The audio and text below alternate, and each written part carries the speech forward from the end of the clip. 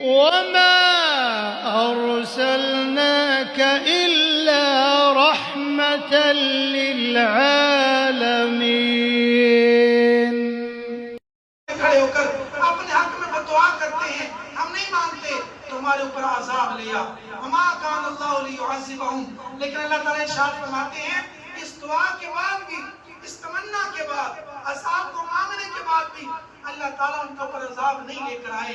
اللہ تعالیٰ نے ان کو برباد نہیں کیا، باوجود اس کے کہ وہ 360 بتوں کی عبادت کرنے والے تھے، آمنہ کو دینے والے، حضور کا انکار کرنے والے تھے، حضور کے راستے میں کانٹے بچھاتے تھے، اللہ کے محبوب کو ساحر مجنون دیوانہ کہتے تھے.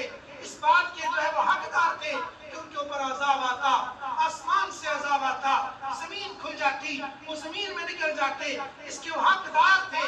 لیکن اللہ ان کے اوپر عذاب نہیں لے کر آئے. اس کی وجہ یہ ہے ما کان اللہ لیعذبہم، اللہ نے ان کو عذاب نہیں دیا اس لیے کہ وانت فیہم، اے اللہ کے نبی آپ ان کے درمیان موجود ہیں. حضور ان کے درمیان موجود تھے، حضور کا وجود ان کے درمیان تھا. مکہ والوں میں اللہ کے نبی موجود تھے، حضور کا وجود سراپا رحمت اللہ کے نبی کی موجودگی کی وجہ سے، حضور کے وجود کی وجہ سے ان کے اوپر عذاب نہیں آیا. اس لیے فرمایا اللہ کے نبی کا وجود سراپا رحمت ہے کہ حضور جیسے مسلمانوں کے لیے رحمت، ایسے کفار کے لیے رحمت ہے. کفار پر عذاب نہیں آیا اس لیے کہ اللہ کے نبی وہاں پر موجود تھے. تو نبی کریم صلی اللہ علیہ وسلم تمام جہانوں کے لیے رحمت بن کر آئے. مفتی شفیع عثمانی رحمت اللہ علیہ ارشاد فرماتے ہیں اللہ تعالیٰ نے یہ نہیں فرمایا اے پیارے نبی ہم نے آپ کو ایک عالم کے لیے رحمت بنا کر بھیجا، رحمت عالم نہیں فرمایا، نہ فرمایا رحمت دو عالم کہ دو عالموں کے لیے رحمت بنا کر بھیجا. فرماتے ہیں میرے نقطۂ نظر میں حضور کو یہ کہنا کہ رحمت عالم حضور ایک عالم کے لیے رحمت ہے، فرمایا درست نہیں. یہ حضور کو رحمت دو عالم کہنا کہ اللہ کے نبی دو عالم کے لیے رحمت ہے، وہ فرماتے ہیں میرے نقطۂ نظر سے یہ بھی درست نہیں، بلکہ اللہ کے نبی رحمت للعالمین سب جہانوں کے لیے رحمت ہے، ایک عالم کے لیے نہیں، دو عالم کے لیے نہیں، بلکہ رحمت للعالمین سب جہانوں کے لیے رحمت. اور اللہ تعالیٰ نے کم و بیش 18,000 عالم بنائے ہیں، 18,000 جہان بنائے ہیں. انسانوں کا جہان الگ ہے، جمادات کا جہان الگ ہے، نباتات کا جہان الگ ہے، حیوانات کا جہان الگ ہے، حشرات کا جہان الگ ہے. اللہ کے نبی جیسے انسانوں کے لیے رحمت، ایسے جمادات کے لیے رحمت، نباتات کے لیے رحمت، حیوانات کے لیے رحمت، حشرات کے لیے رحمت. اس لیے کہ وما ارسلناک الا رحمتا للعالمین، اللہ تعالیٰ نے آپ کو تمام جہانوں کے لیے رحمت بنا دیا.